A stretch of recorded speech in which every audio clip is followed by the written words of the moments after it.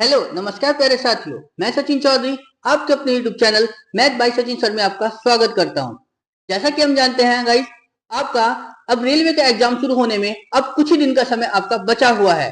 तो गाइस, आज मैं उसी से रिलेटेड आपके लिए एक मैथ का बहुत शानदार सा एक सेशन आपके सामने लेकर आया हूँ, जिसमें आपका रेलवे में प्रीवियस ईयर में आए हुए क्वेश्चन सम्मिलित हैं, जो आपकी तैयारी को और बढ़िया कर देंगे। अगर किसी टॉपिक में या किसी कॉन्सेप्ट में आपका और यदि किसी कॉन्सेप्ट में आपकी कोई कमी रह गई है तो वो आज पूरी होने वाली है। तो गाइस, आज का सेशन बहुत ही शानदार और उम्दा होने वाला है, तो इसलिए अपना सेशन को बिल्कुल भी स्किप नहीं करना है और अच्छे से एक एक क्वेश्चन को आपको सॉल्व करना है, ताकि आपको एग्जाम में किसी भी तरह की समस्या का सामना ना करना पड़े।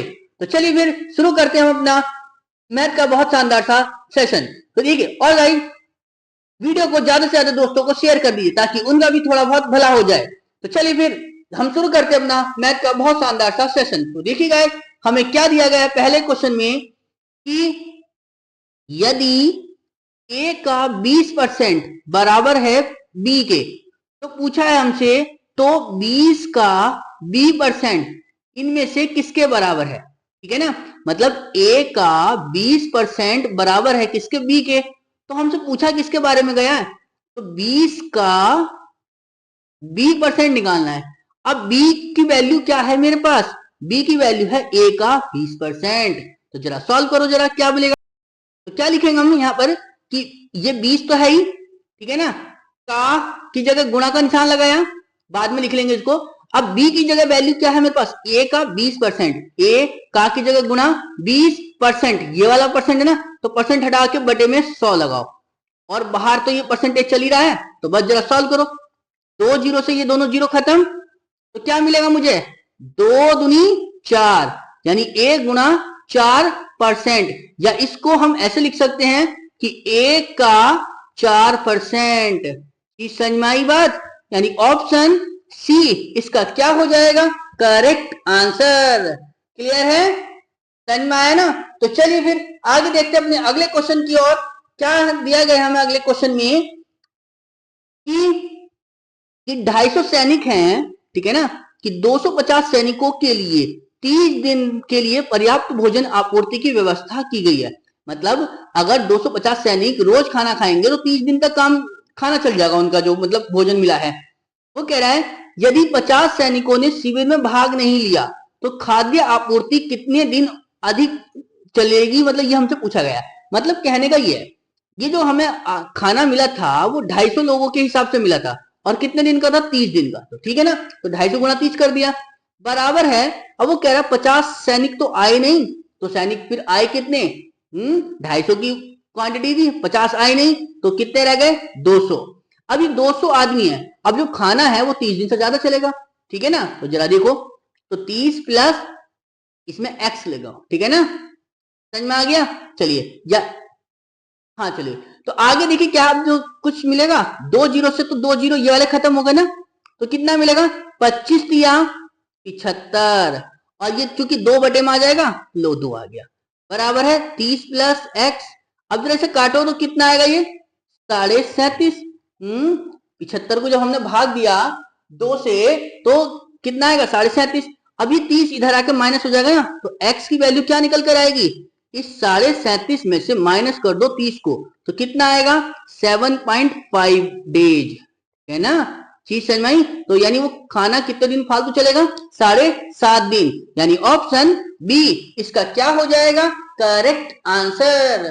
क्लियर है, समझ में आ रहा है, सेशन अच्छा लग रहा है तो प्लीज लाइक और सब्सक्राइब जरूर कर दें, और ज्यादा से ज्यादा दोस्तों को शेयर को जरूर कर दें।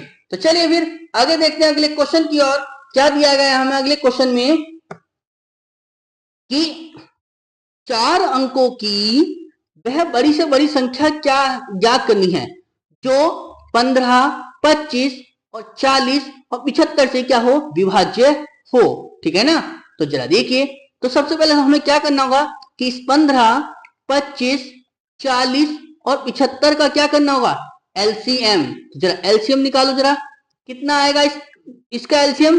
तो कितने से 5 से काट ले, तो 5 दिया 15, 5 पंजे 25, 5 अट्ठे 40, और 5 से काटोगे तो 15 बार, ठीक है ना। फिर 5 से कट जाएगा तो 3 तो कटेगा नहीं, 5 ही कम 5, 8 नहीं कटेगा तो 5 दिया 15।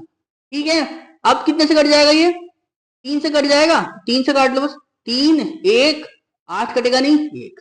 तो बस अब क्या करना है कि इस 8 ही तो है तो बस ये 8 बार आ जाएगा, समझ में आई। तो बस इनकी गुणा करो जरा, 8 दिया 24 पंजे 120, 120 पंजे कितना हो गया 600। यानी हमारे पास जो संख्या निकल कर आई वो 600 आई, लेकिन हमसे जो संख्या पूछी थी वो 4 अंकों की बड़ी से बड़ी पूछी थी। तो अब ऐसी संख्या ढूंढो,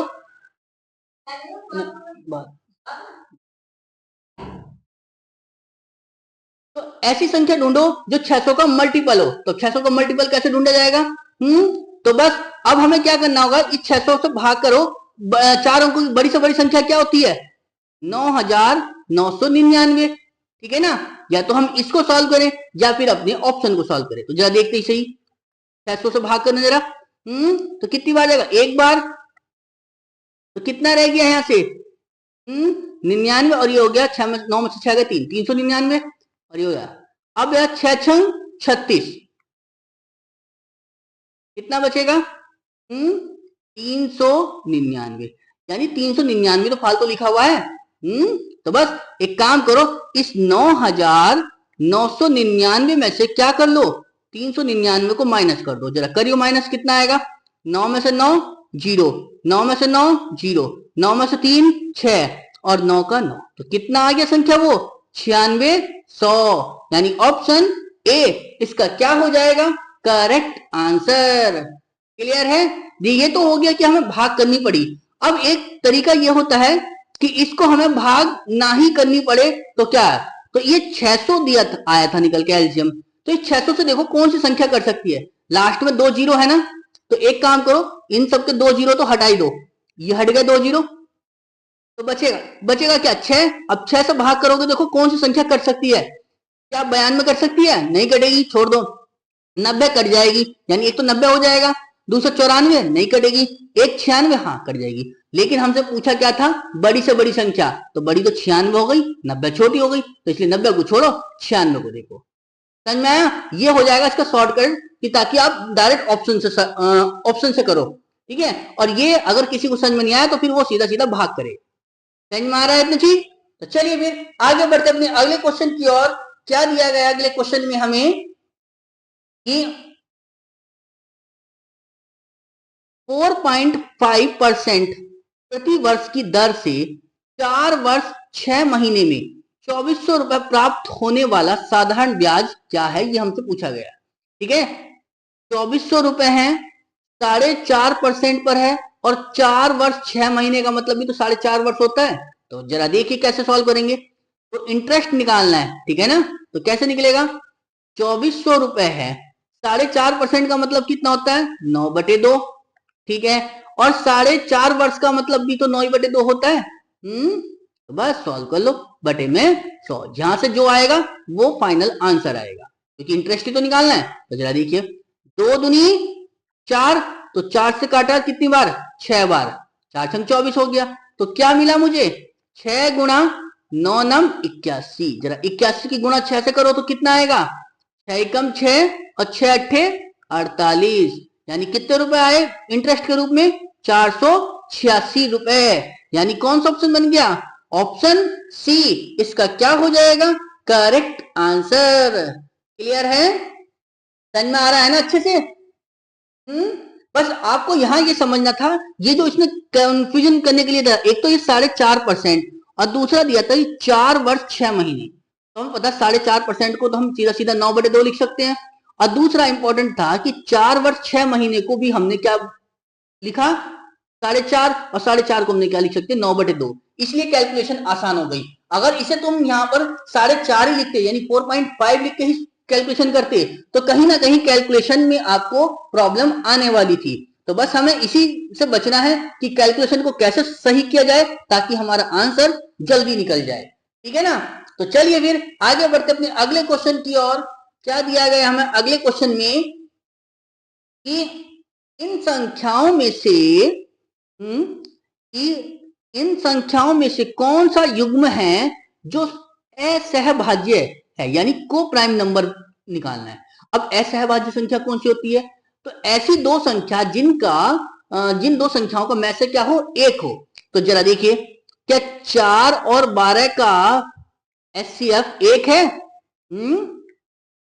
4 और 12 का एचसीएफ एक है? नहीं, इसका एचसीएफ तो कितना निकल कर आएगा?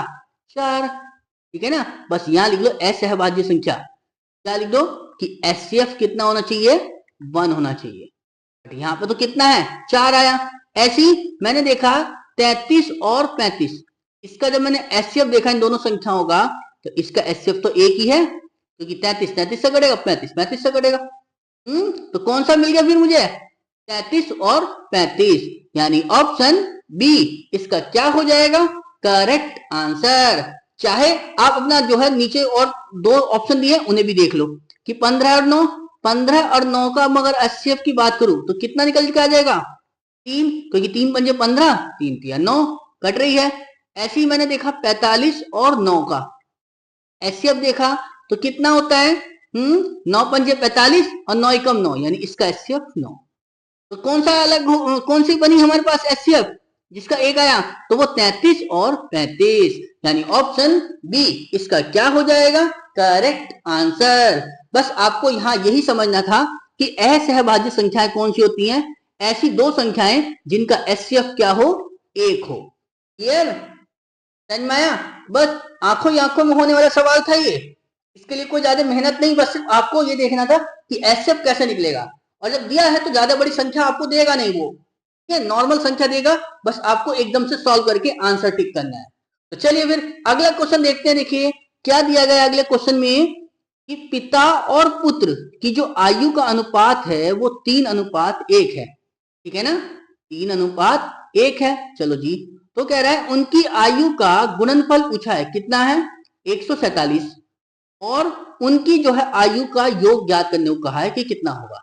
तो चला देखिए, इनकी आयु का अनुपात है 3:1, पिता और पुत्र की। ये पिता है और ये पुत्र, तो 3:1, और उनकी आयु का गुणनफल कितना दिया है? 147, क्योंकि आयु कैसे अनुपात में है, जब इन दोनों की गुणा करोगे तो कितना बनेगा? 3 कम 3, और इनके साथ आ जाएगा x²। क्यों? क्योंकि दोनों वैल्यू रेशियो में थी। बराबर कितने के? 147 के। तो जरा सॉल्व करो, 3 कम 3, 3 चौक 12, बचा कितना? 2, 3 नम 27, यानी x² की वैल्यू कितनी आ गई? 49। तो x की वैल्यू कितनी हो गई? 7। जब x की वैल्यू 7 हो गई, उसने पूछा क्या था कि उनकी आयु का योग, तो आयु का योग कितना हो जाएगा? 3 और 1 4, यानी 4x की वैल्यू निकालो। 4x कितना हो जाएगा?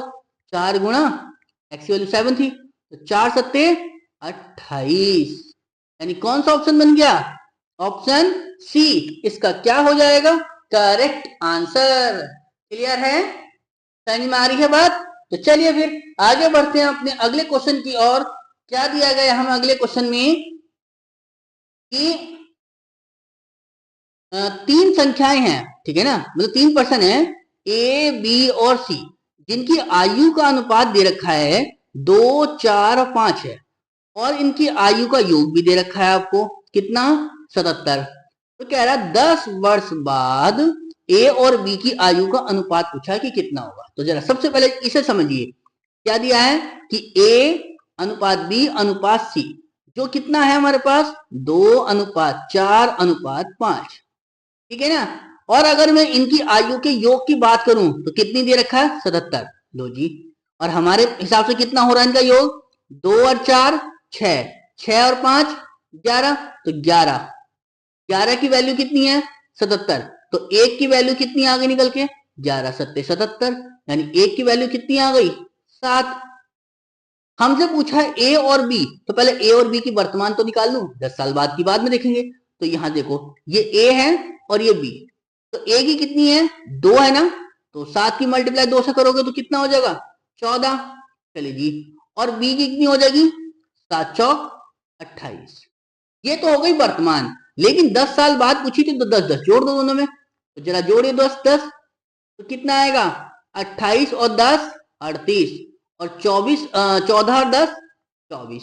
अब जरा ये देखो, इनमें अनुपात ही तो पूछा था, तो कुछ कट रहा हो तो देखो, 2 से कट जाएगा, हाँ 12, और ये कट जाएगा 19, तो 12 रेशियो 19, यानी ऑप्शन सी इसका क्या हो जाएगा करेक्ट आंसर। क्लियर है, समझ में आ रही है बात? चलिए तो फिर जब समझ में आ रही है तो चलो फिर आगे बढ़ते अपने अगले क्वेश्चन की ओर। क्या दिया गया हम अगले क्वेश्चन में?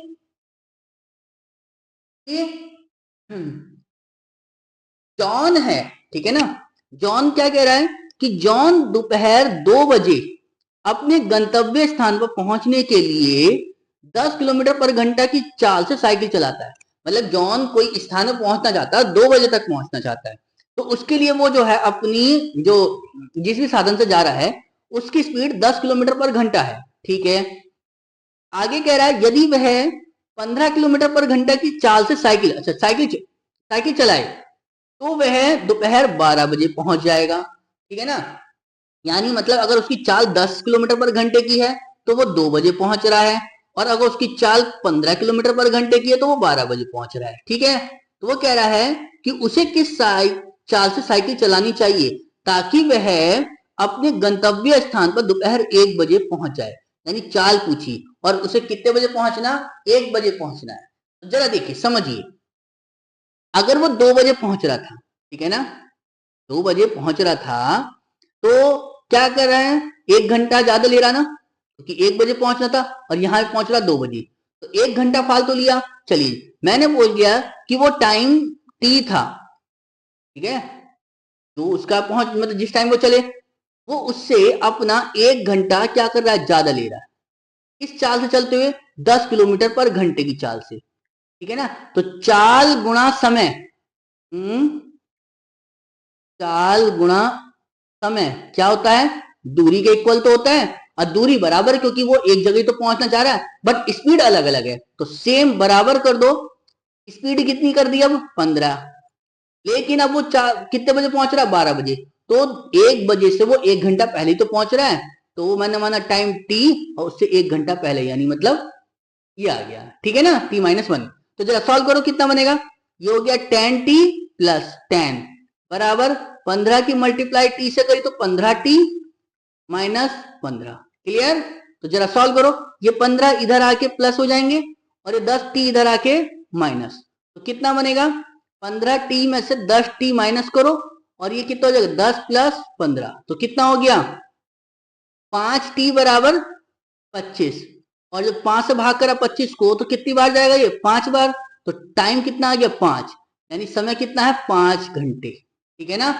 लेकिन पहले दूरी तो निकालो, दूरी थी कितनी, तो दूरी कैसे निकलेगी, इस t की वैल्यू को चाहे या तो यहां रख दो चाहे यहां रख दो, तो जरा देखिए दूरी कैसे निकल के आएगी, तो दूरी निकलेगी 10 गुणा 5 प्लस 1, 5 प्लस 1 यानी बराबर कितना हो गया 60 किलोमीटर की दूरी, ठीक है ना।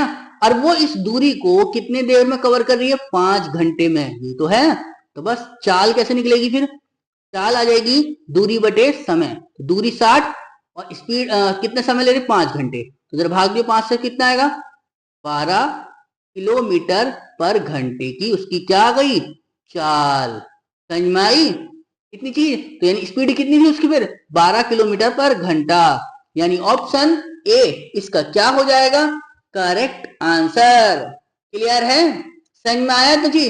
बस आपको यहां से जो ये थोड़ी सी जो कैलकुलेशन आपको दिख रही होगी, इसको आप देखो कि आप कितना कम कर सकते हो, ठीक है ना, समझ में आई तो जी, क्योंकि जितनी कैलकुलेशन आप बचा लोगे उतना बढ़िया रहेगा, ठीक है ना, समझ में आ रही है बात। तो चलिए फिर आगे बढ़ते हैं अपने अगले क्वेश्चन की ओर। क्या दिया गया हमें अगले क्वेश्चन में कि क्या बताया हमसे कि 25 वस्तुओं का जो क्रय मूल्य है वो 20 वस्तुओं के विक्रय मूल्य के समान है, यानी 25 वस्तुओं का जो सीपी है वो 20 वस्तुओं के एसपी के बराबर है। तो क्या बन जाएगा सीपी अपॉन एसपी की वैल्यू कितनी हो गई 20 बटे में 25, यही तो बनेगा। 5 चौक 20 और 5 पंजे 25, 4 बटे में 5, यानी 4 रुपए की खरीदी 5 रुपए की बेच दी। क्लियर? उसने पूछा था हमसे लाभ प्रतिशत ज्ञात कीजिए, तो लाभ कितने का हो रहा है उसे ₹1 का तो हो रहा है, क्योंकि 4 की खरीद के लाके 5 की बेच रहा है, तो ₹1 का प्रॉफिट। तो प्रॉफिट परसेंटेज कैसे निकलेगा? 1/4 मल्टीप्लाई 100, 4 से काटोगे कितना आएगा? 25, और 25 की गुणा 1 से करी तो कितना बन गया? 25%। समझ में आई? तो प्रॉफिट कितना निकल कर आया? 25% का, यानी ऑप्शन डी इसका क्या हो जाएगा फिर? Correct answer. समझ में आ रही है अच्छे से? सेशन बढ़िया लग रहा है? बढ़िया लग रहा है तो प्लीज एक बार वीडियो को लाइक जरूर कर दें, ठीक है ना? और कमेंट में एक प्यारा सा इमोजी यानी थम्स अप बना के और एक प्यारा सा इमोजी जरूर भेज दें, ठीक है ना? चलिए तो फिर आगे बढ़ते अपने अगले क्वेश्चन की ओर। क्या कहा हमसे अगले क्वेश्चन में कि किसी काम को किसी काम को पूरा करने में पी क्यू आर को क्रमशः 18, 15 और 10 दिन लगते हैं, ठीक है ना? तो उनकी कार्य क्षमताओं का अनुपात पूछा क्या है, ठीक है?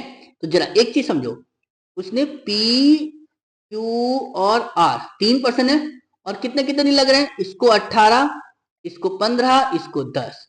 ये उसका क्या दिया है? दिन दिए हैं, है ना? समय दिया है, यहां लिख दो इसके समय। समझ में आई इतनी चीज? अब हम एक चीज जानते हैं, समय जो है वो क्षमता का क्या होता है? इनवर्सली प्रोपोर्शनली तो होता है। यानी इसको पलटना है। अब क्योंकि 2 होते तो हम डायरेक्ट पलट देते, बट यहाँ 3 है तो कैसे पलटेंगे? तो जरा देखिए, यानी क्षमता कैसे निकालेंगे? तो इसकी वैल्यू कितनी आएगी? इसको थोड़ी देर के लिए आपको भूलो, ठीक है? क्योंकि पी के नीचे की वैल्यू चाहिए, तो इसको भूलकर इन दोनों की जो वैल्यू है इन दोनों की गुणा करके आपको यहां रखना होगा। तो कितना बनेगा? 15 गुणा 10, ये पी की क्षमता है। अब क्यू की क्षमता निकालनी है, तो क्यू को भूल जाओ, ठीक है? और इस पी और क्यू की वैल्यू का यहां रख दो, तो कितना है ये? 18 गुणा 10। समझ में? तो ये क्यू की क्षमता हो गई। अब आर की क्षमता निकालनी है, तो हमें क्या करना है? पी और क्यू की क्षमता को यहां रख दो, यानी 18 गुणा 15। बस जो आएगा वो फाइनल आंसर आएगा, बस, ठीक है? कट रहा हो तो काट लो, अदरवाइज छोड़ दो। तो जरा देखो किससे कट रहा है कुछ? 5 तिया 15, 5 दूनी 10 और 5 तिया 15, ठीक है? कुछ और कट रहा है? कट रहा हो तो काटो, अदरवाइज छोड़ दो, बस। देखो 3 ही कम 3, 3 छंग 18 और 3 छंग 18, क्लियर? कुछ और? हाँ, 2 पंजे 10, 2 एकम 2 और 2 तिया 6, क्लियर? तो क्या बचा? यहां से तो सिर्फ 5 बचा, और यहां से आपका 6 बचा, और यहां से 3 तिया 9 बचा। तो कितना अनुपात आया? 5:6:9, यानी ऑप्शन ए इसका क्या हो जाएगा? Correct answer. बस आपको कुछ नहीं करना था कि जब P की क्षमता निकालनी है तो P वाली वैल्यू को छोड़कर Q और R का जो समय दिया था उसकी गुणा करके यहां रखी। सेम ऐसी जब Q की क्षमता निकाली तो Q वाले का समय छोड़कर P और R वाले की क्षमता को समय को गुणा करके नीचे रख दिया, और जब R वाले की निकाली है तो R वाले का समय छोड़कर P और Q वाले को नीचे रख दिया। तो चीज समझ में आई बात इतनी चीज? तो चलिए फिर आगे बढ़ते अपने अगले क्वेश्चन की ओर। क्या दिया गया है इसमें हमें अगले क्वेश्चन में कि एक प्राकृतिक संख्या n को जब 4 से विभाजित किया जाता है तो शेष फल 3 प्राप्त होता है, ठीक है ना? यानी जब 4 n को विभाजित करा किससे? 4 से, तो शेष फल कितना आया? 3। तो कहना चाह रहा है वो कि 2n+3 को जब 4 से विभाजित करेंगे तो शेषफल क्या होगा, कि हमसे पूछा गया। तो जरा एक चीज समझिए, तो n को हम ऐसी संख्या मानो जिसको जब 4 से भाग दो तो 3 शेषफल आ जाए। तो n को जो है एक काम कर लेते हैं, 7 रखते हैं, और जब इसे 4 से भाग देंगे तो 4 एकम 4, तो 3 ही तो बच जाएगा। तो शेषफल क्या आएगा फिर? इसका 3, यानी मतलब मैंने जो n की जगह 7 रखा है वो सही है, ठीक है ना? तो बस अब यहां रखो इस n की जगह 7, तो कितना मिलेगा? 2 गुणा 7 प्लस 3, और इसे भाग देनी कितने से? 4 से। तो जरा देखो कितना आएगा। अब शेषफल को निकालना है, तो जरा पहले देखो गुणा करके बनी कितनी बार। तो 7 दूनी 14 और 3 17, 17/4। जब इसे भाग दो तो 4 चौक 16, कितना बच गया 1। तो यही तो शेषफल है। तो एक क्या आ गया शेषफल, यानी ऑप्शन ए इसका क्या हो जाएगा करेक्ट आंसर। क्लियर है? समझ में आ रही है ना बात? चलिए तो फिर जब समझ में आ रही है तो चलिए आगे बढ़ते अपने अगले क्वेश्चन की ओर। क्या दिया गया हमें अगले क्वेश्चन में? तो क्या बताया हमसे अगले क्वेश्चन में कि दो संख्याएं दी हैं। दो संख्याएं इस प्रकार हैं कि एक के वर्ग दूसरे के वर्ग के 8 गुने से 224 कम है। और आगे भी क्या कहा उसने, यदि संख्याएं 3:4 के अनुपात में हैं तो संख्याएं ज्ञात करनी कि वो संख्या कौन सी है। तो जरा देखिए संख्या क्या थी आपके पास, ये ए अनुपात बी में है 3:4। क्लियर? तो उसने कहा था कि एक संख्या के वर्ग और दूसरे वर्ग के 8 गुने से कितना अधिक है 224 कम है। समझ में आ रही है बात? चलिए तो जरा देखिए, तो एक संख्या के वर्ग और दूसरी संख्या के 8 गुने से, तो जरा देखो सबसे पहले हमें क्या करना होगा कि ये 4 है। समझ में आई ना जी? चलो इस एक काम को देखो क्या बताया था हमसे गाइस यहाँ पर कि एक संख्या का जो वर्ग है वो दूसरे के वर्ग के 8 गुने से 224 कम है ना? जरा देखिए एक संख्या का वर्ग यानी इसका 4x का होल स्क्वायर कर दोगे, दूसरे का वर्ग यानी मतलब इस 3x के होल स्क्वायर से 8 गुने से कितना अंतर है दोनों के बीच में 224 का। बस सॉल्व करो जरा, 3x का होल स्क्वायर करोगे तो 9x स्क्वायर गुणा 8 माइनस 4 का स्क्वायर करोगे तो 4 चौक 16x स्क्वायर। ठीक है ना? ये 224 हो जाएगा। अब ये देखो 9 8 72 और 72 में से जब 16 जाएंगे तो कितने बचेंगे, तो 56x स्क्वायर बराबर कितने के 224 के। तो बस 56 से भाग दो, 56 ही कम 56, 56 चौका 224 यानी 4 आया, यानी x स्क्वायर की वैल्यू कितनी 4, तो x की वैल्यू कितनी आ गई 2। ठीक है? तो हमसे पूछा क्या था संख्याएं क्या है, तो संख्याएं एक तो 3x दूसरी 4x। बस तो कितनी कितनी हो गई a और b, यानी ये तो 3x और ये 4x। 3 की मल्टीप्लाई करो 2 से और फिर 4 की मल्टीप्लाई करो, 4 की मल्टीप्लाई 2 से करोगे तो 8 बनेगा और 3 की मल्टीप्लाई 2 से करोगे तो 6, यानी एक संख्या 6 होगी और दूसरी संख्या आपकी 8 होगी, यानी ऑप्शन डी इसका क्या हो जाएगा करेक्ट आंसर। क्लियर है? समझ में आ रहा है ना अच्छे से क्वेश्चन सारे? तो चलो फिर आगे बढ़ते हैं अपने अगले क्वेश्चन की ओर। क्या दिया गया है हमें अगले क्वेश्चन में कि सरल करना है। ठीक है ना? यानी सिंप्लीफाई करो किसको, कि एक को डिवाइड करना है 0.08 से, यानी एक को भाग करो 0.08। पॉइंट के बाद में देखो डिजिट कितनी है, 2 डिजिट है ना, तो पॉइंट हटाओगे तो ऊपर 2 जीरो बढ़ा लोगे, तो यानी कि कितना बनेगा 100/8। ठीक है? तो जरा भाग दो 100 से, 100 को 8 से, तो कितना आएगा 8 ही कम 8, बचा कितना 2 यानी 20, तो 8 दूनी 16, बचा कितना 4, तो 8 पंजे 40 यानी 12.5। ठीक है ना? जब इसको सॉल्व करा तो कितना आया 12.5, यानी ऑप्शन ए इसका क्या हो जाएगा करेक्ट आंसर। क्लियर है? समझ में आ रहा है ना तुझी? तो चलो फिर आगे बढ़ते हैं अपने अगले क्वेश्चन की ओर। क्या कहा हमसे अगले क्वेश्चन में कि क्या कहा हमसे अगले क्वेश्चन में कि एक जो है 200 मीटर की दौड़ में P जो है वो Q को 35 मीटर या 7 सेकंड से हरा देता है। ठीक है ना? या तो 35 मीटर से हराएगा या 7 सेकंड से हरा देता है। तो कह रहा है दौड़ के दौरान P द्वारा लिया गया समय ज्ञात कीजिए कि कितना होगा। समझ में आई इतनी बात? यानी P ने जो है Q को कितने मीटर से हराया 35 मीटर से या 7 सेकंड से। अब हमें नहीं पता कितना है, तो जरा एक चीज समझिए। तो एक चीज समझो, ये 200 मीटर की दौड़ थी, समझ में आया? यहां से यहां तक की दौड़। ठीक है? अब ये P और Q दोनों यहां से चले थे, लेकिन P तो पहुंच गया यहां पर और Q रह गया यहां पर, जो कि कितने मीटर का डिस्टेंस है, या तो 35 मीटर से हारा ये या 7 सेकंड से।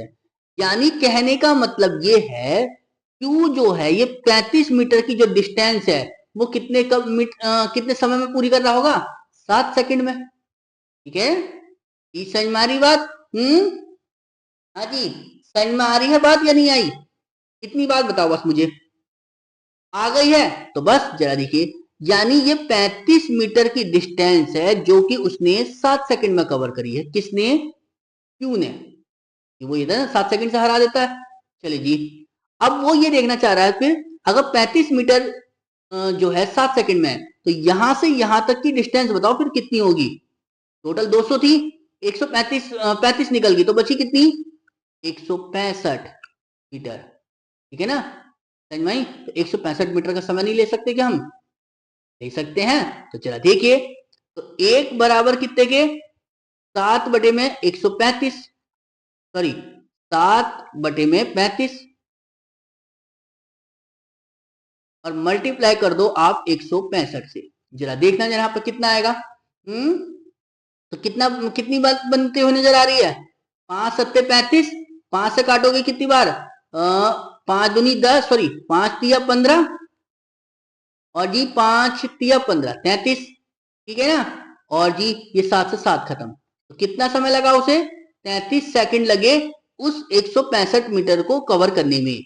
यानी यहां से यहां तक उसको 33 सेकंड लगे, किसको, क्यू को यहां तक पहुंचने में। ठीक है ना, तो आगे को जो टाइम था वो कितने मीटर का था, मतलब 7 सेकंड का। तो 33 ये 7 ये, तो टोटल कितना समय हो गया होगा, 40। क्यों, क्योंकि पी तो यही है लास्ट में। तो बस, तो कितना समय लगेगा, तो 33 तो शुरू के और 7 सेकंड आगे के, तो टोटल सेकंड कितना हो गया, 40 सेकंड। इस समझ में आई बात? यानी ई द्वारा जो लिया गया समय है वो 40 सेकंड का है, जिसमें क्यू जो है, क्यू को समय कितना लगा फिर, 33 सेकंड। समझ में आई चीज? चलिए फिर आगे बढ़ते हैं अपने अगले क्वेश्चन की ओर। क्या दिया गया हमें अगले क्वेश्चन में कि क्या बताया हमसे अगले क्वेश्चन में कि 40 रुपए में 8 की दर से पेन खरीदे जाते हैं। 40 रुपए में 8, ठीक है, और 40 रुपए में 6 की दर से बेच दिए। समझ में आई बात? 40 रुपए में 8 की दर से उसने क्या है, खरीदे हैं, और 40 रुपए में 6 की दर से बेच रहा है। यानी ज्यादा खरीद कर कम बेच रहा है, तो यानी मतलब प्रॉफिट करा होगा। तो उसने कह रहा हानि या लाभ प्रतिशत बताना है ना। तो देखो एक चीज ध्यान दो, ये तो हो गई रुपए और ये हो गई दर, क्लियर। वो 40 रुपए में 8 खरीद के लाया है, ये सीपी हो गया, और एसपी में क्या कर रहा है, 40 रुपए है लेकिन 6 बेच रहा है ना। एक काम कर लो क्या, कि ये जो क्वांटिटी है ये बराबर कर लो आप। समझ में आया? तो जरा देखिए, मैं अगर इसको 8 और 6 को देखूं तो इसमें मैं 24 बना सकता हूं। 24 बनाने के लिए एलसीएम 24 है, तो इसको मुझे कितने से करना पड़ेगा गुणा, 3 से, और इसको गुणा कर दोगे आप 4 से, तो बराबर होगा। तो जरा देखो कितनी बात बनेगी, 8 4 तिया 12, 120 में 24, ठीक है, और फिर कितना हो जाएगा, 4 चौक 16, तो मतलब 160, और ये हो गया 6 चौक 24। मतलब कहने का ये है 120 रुपए में 24 पेन खरीदे और 160 रुपए में 24 पेन बेच दिए, तो प्रॉफिट ही तो कमा लिया। कितने रुपए का, 40 रुपए का। ठीक है ना, और वो 40 रुपए का प्रॉफिट हुआ किससे हुआ, 120 से हुआ, मल्टीप्लाई 100। जरा देखो जरा, 0 से 0 खत्म, 4 कम 4, 4 तिया 12, कितना आया मेरे पास, 1/3। अब मतलब 100 को भाग कर लो इसे, क्योंकि 3 है ना बड़े में, तो 100/3 का मतलब कितना हो गया, 33.33%, है ना। तो कितना प्रॉफिट हो गया, 33.33, यानी ऑप्शन ए इसका क्या हो जाएगा, करेक्ट आंसर। बस आपको यहां पर क्या करना था कि क्वांटिटी को बराबर कर लो बस अपना, ठीक है ना। क्वांटिटी बराबर हो गई तो जो रेट होगा फिर हम उसका रेट पे बात कर लेंगे, ठीक है ना। मैंने यहां भी पेन भी देखो 24 खरीदे और 24 ही बेच दिए, लेकिन क्या पता चला था कि 24 पेन खरीदे कितने के, 120 रुपए के, और 24 पेन बेचे कितने के, 160 रुपए की। तो बस 40 रुपए कमा लिए मैंने, ठीक है ना। अगर रुपए में बात करेगा तो 40 और परसेंटेज में बात करेगा तो 33.33। क्लियर। तो चलिए फिर आगे बढ़ते अपने अगले क्वेश्चन की ओर। क्या बताया हमसे अगले क्वेश्चन में कि एक आयत की लंबाई और चौड़ाई का अनुपात बताया है, कितना है, 4:3 है। तो हमसे पूछा है लंबाई और विकर्ण का मान ज्ञात कीजिए। तो देखिए यहां पर हमें थोड़ा सा क्या, एक अपना ट्रिपलेट का अगर याद है आपको तो उससे बहुत आसान हो जाएगा। कैसे, एक आयत है, आयत किस शेप में होती है, ये इस टाइप में तो होती है आयत, ठीक है ना। चलिए आयत की लंबाई कितनी है, 4, चौड़ाई दे दी 3। अब विकर्ण की बात करें तो विकर्ण तो ये होगा। अब विकर्ण कैसे निकलता है कि इन दोनों का स्क्वायर करके, इन दोनों के स्क्वायर को जोड़कर उसका स्क्वायर निकालो। यानी ये 3 है, ये 4 है, तो ये कितना होता है, 5। कैसे निकालते हैं कि इस 3 का स्क्वायर करोगे 9 बनेगा, और इस 4 का स्क्वायर करोगे तो 16 बनेगा, और इन दोनों को जब जोड़ोगे तो 16 और 9 25, 25 का क्या निकल के आता है, 5। यही तो विकर्ण होता है। तो बस अब तो सिंपल सी बात है, अगर ट्रिपलेट याद हो तो इससे और आसान हो जाता। उसने बोला था आपसे लंबाई और विकर्ण का रेशियो। तो लंबाई कितनी है मेरे पास, 4, ठीक है ना, और विकर्ण कितना दिया है मुझे, कितना निकल कर आया, 5। तो 4:5 लंबाई और विकर्ण का रेशियो, यानी ऑप्शन ए इसका क्या हो जाएगा, तो करेक्ट आंसर। क्लियर है, समझ में आ रही है बात। चलो फिर आगे बढ़ते हैं अपने अगले क्वेश्चन की ओर। बस आपको यहाँ पर कुछ नहीं करना था, अपना सिर्फ और सिर्फ क्या याद रखना था, एक ट्रिपलेट याद रखना था, ठीक है ना। तो चलिए फिर आगे बढ़ते हैं अपने अगले क्वेश्चन की ओर। क्या कहा हमसे अगले क्वेश्चन में कि एक आदमी है, ठीक है ना, चलिए जी, एक आदमी है जो कार से एक निश्चित दूरी तक जाता है, ठीक है ना, कोई एक दूरी थी निश्चित, चलिए जी, और कह रहा है वो अपनी आधी दूरी, ठीक है ना, अपनी आधी यात्रा पूरी करता है। चलो जी, आधी मतलब कार तक जहां तक गया उसने अपनी आधी यात्रा पूरी कर ली, और कह रहा है शेष दूरी में से, जो शेष दूरी बच गई उसके 5/6वां हिस्सा वैन में यात्रा करके और शेष ऑटो में यात्रा पूरी करके पूरी करता है, ठीक है ना। तो वो कह रहा है ऑटो द्वारा तय की गई दूरी जो थी वो 5 किलोमीटर की है, ठीक है। तो उसके द्वारा तय की गई कुल दूरी पूछी कि कितनी होगी, ये हमसे पूछा गया था। क्लियर है, तो जरा देखिए फिर। अब एक चीज समझो, मैंने टोटल दूरी मान ली कितनी, 120 किलोमीटर, ठीक है ना, मतलब मैं मान के चला 120, है ना, हम निकाल लेंगे 120। अब 120 में से आधी दूरी, यानी मतलब वो गया किससे, वो अपनी आदमी कार से गया, तो आधी दूरी का मतलब तो 60 हो गई, समझ में आ गई। ये कार से ये जो आधी दूरी बची 60, इसने 2 हिस्सों में कवर करी है। कि जो शेष दूरी का 5/6वां हिस्सा, इसका जो है 5/6वां हिस्सा कितना हो जाएगा, मतलब 6×2 60 और 10×5 50, यानी 50 तो गया वो वैन से, ठीक है ना। तो बच कितनी गई फिर वो, अब 10, ये 10 गया वो ऑटो से, ठीक है ना, ऑटो से गया। तो उसने बोला है कि वो ऑटो द्वारा जो यात्रा तय की गई है वो कितनी है, 5 किलोमीटर की, और हमारे हिसाब से कितनी है, 10। तो 10 की वैल्यू कितनी हो गई, 5। तो एक की वैल्यू कितनी हो जाएगी, 5/10, और मल्टीप्लाई कर दो। टोटल दूरी हम कितनी मान के चले थे, 120, तो मल्टीप्लाई कर दो 120 से, ठीक है ना। तो 0 से 0 खत्म, तो कितना आया कि 5 की गुणा 12 से करोगे कितना हो गया, 12×5 60। तो कुल दूरी कितनी थी फिर वो, 60 किलोमीटर, यानी ऑप्शन ए इसका क्या हो जाएगा, करेक्ट आंसर। समझ में आया। बस आपको यहाँ एक चीज कंफ्यूजन में लगी होगी कि क्या सर, जब हमें पास कोई चीज नहीं होती तो हम 100 मान लेते हैं, आपने 100 ना मानकर क्या माना, 120 माना, क्यों। तो 120 मैंने इसलिए माना क्योंकि मैंने जब 120 का आधा करा तो 60 तो ये आ गई। अब जो 60 बची थी उसका मैं 5/6 आसानी से निकाल सकता था, इसलिए मैंने इसको 120 माना था। ठीक है ना। अगर मैं यहाँ 100 मानता तो 100 का आधा 50, और जब 50 का मैं 5/6 करता तो पॉइंटों में वैल्यू आती और पॉइंटों से ही बचना था। ठीक है ना। तो इसलिए मैं यहाँ पर 120 मानने चला। क्लियर? कि समझ में आ रही बात या नहीं? बस आप थोड़ा सा ये समझने की कोशिश कीजिए कि वैल्यू क्या मानी जा रही है और क्यों मानी जा रही है। समझ में आ रहा है जी? चलिए फिर आगे बढ़ते हमने अगले अगले क्वेश्चन की ओर। क्या बताया है? तो देखिए क्या है हमारे पास कि 1.08, 0.36 और 0.9 का GCD। अब आप कहोगे कि सर GCD क्या है? ये नया वर्ड ही तो आया GCD। तो GCD को बोलते हैं हम क्या है? ग्रेटेस्ट कॉमन डिविजन, जो बराबर होता है किसके? HCF के, यानी हाईएस्ट कॉमन फैक्टर के। क्लियर? तो बस आपको यहां पर उसने GCD लिखकर जो है वो कंफ्यूजन में डाल दिया, जबकि निकलना क्या है इसका एग्जैक्ट? HCF, यानी मैसेज तो निकालना था। बस तो सिंपल है क्वेश्चन, ये तो आप एकदम उड़ा दोगे क्वेश्चन को, यानी 0.36 और 0.9। अब क्योंकि यहाँ भी पॉइंट का 2 डिजिट है, यहाँ भी 2, तो यहाँ भी 2 बना लो, कोई दिक्कत नहीं। क्या फायदा हुआ फिर? इससे हटाओगे तो बटे में 2 जीरो, हटाओगे तो बटे में 2 जीरो, और हटाओगे तो बटे में 2 जीरो। बस इसका एचसीएफ ही तो लिखना है तुम्हें।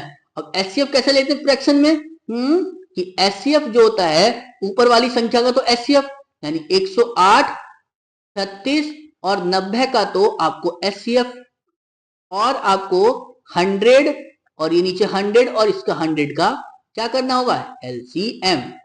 तो जरा बताइए 108, 36 और 90 का वो क्या बनेगा? एचसीएफ। तो कितना आएगा?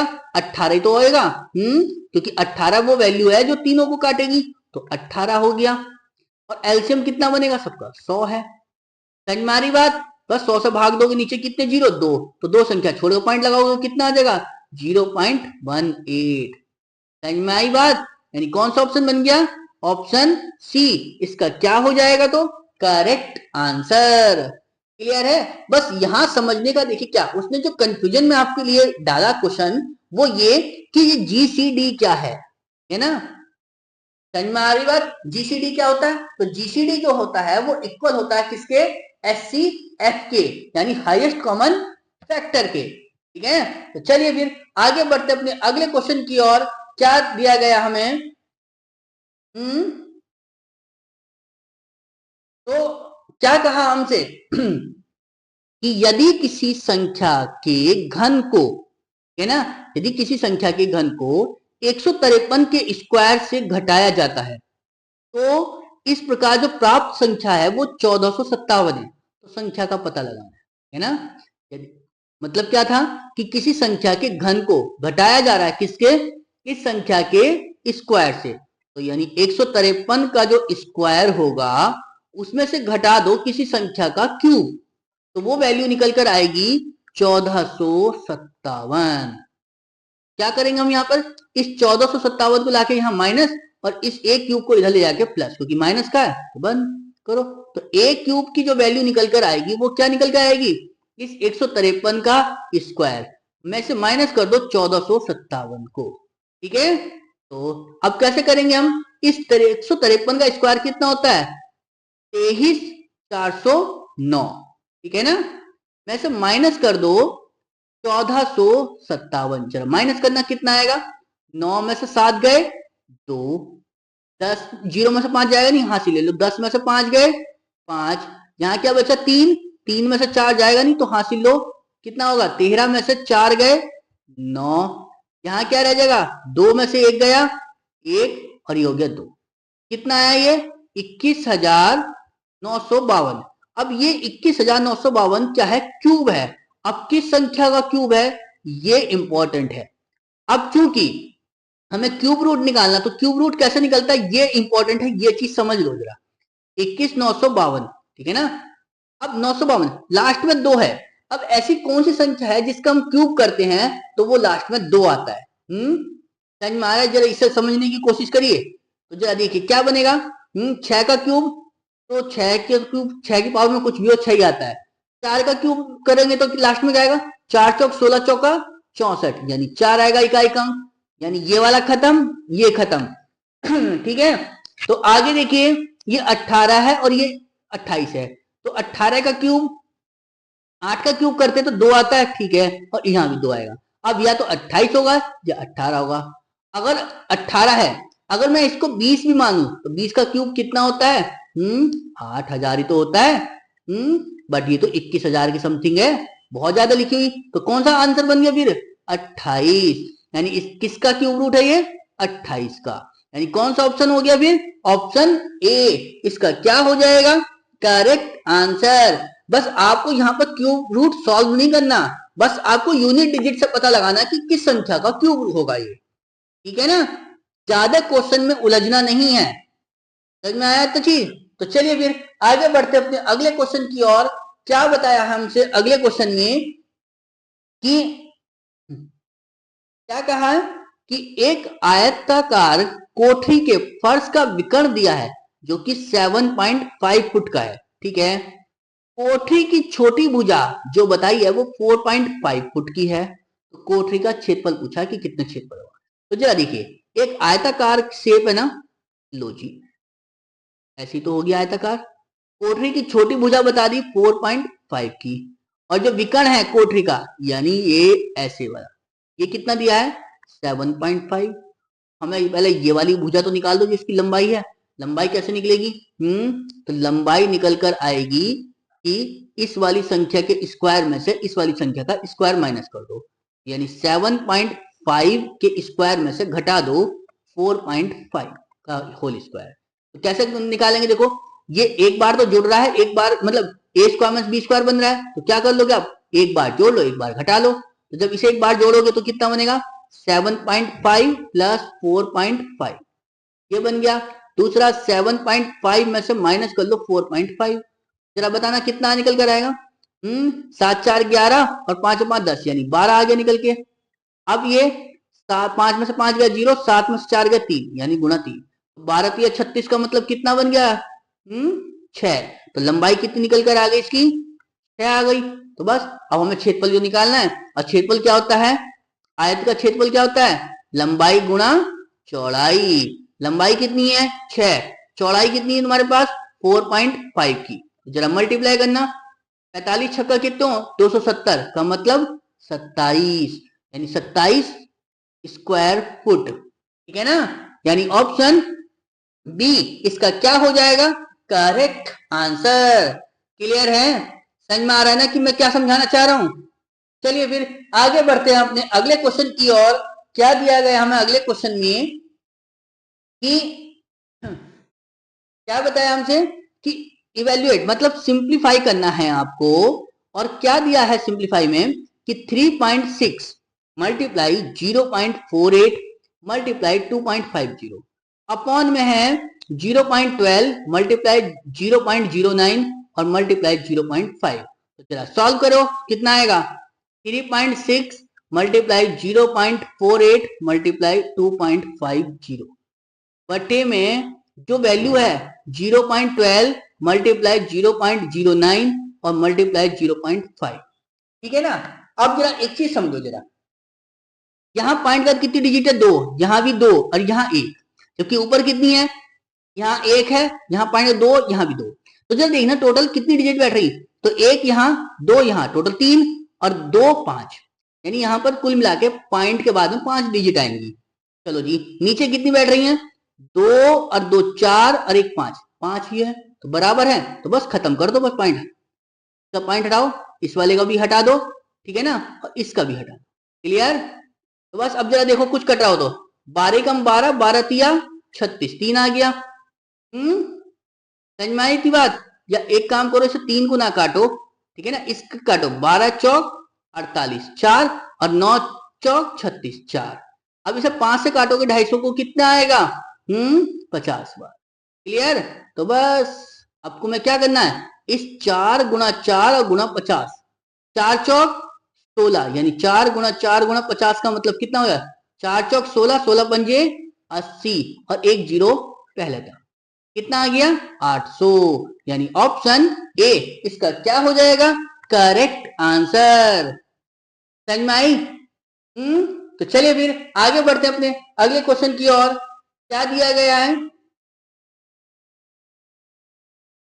चलिए गाइस, आपको हमारा सेशन कैसा लगा ये प्लीज कमेंट करके जरूर बताइएगा, ठीक है ना। और वीडियो को ज्यादा से ज्यादा दोस्तों को शेयर जरूर कर दीजिएगा। तो चलिए गाइस, आपको हमारी वीडियो अच्छी लगी है तो प्लीज लाइक करें, शेयर करें, और चैनल पे नए हैं तो प्लीज चैनल को सब्सक्राइब करके बेल आइकन को प्रेस जरूर करें, ताकि आपको हमारी वीडियो का नोटिफिकेशन आपको सबसे पहले मिले, ठीक है ना गाइस। तो चलिए फिर मिलते हैं कल अपनी नई क्लास में, तब तक के लिए धन्यवाद। जय हिंद, जय भारत। और गाइस एक इंपॉर्टेंट न्यूज और है, आरआरबी जो है आपके रेलवे के एग्जाम में कुछ में चेंज आया है, तो वो उसका नोटिफिकेशन मैं आपको शाम को डाल दूंगा। तो इसलिए प्लीज अपना जो है, आप अपना जूनियर इंजीनियर वाले हुए, टेक्नीशियन वाले हुए और आरपीएफ वालों के लिए जो है कुछ डेट में मॉडिफाई किया गया है, तो आप ना उसको भी एक बार ध्यान से जरूर देख लेना, ठीक है ना गाइस। तो चलिए फिर कल मिलते हैं अपनी नई क्लास में, तब तक के लिए धन्यवाद। जय हिंद, जय भारत। Thank you.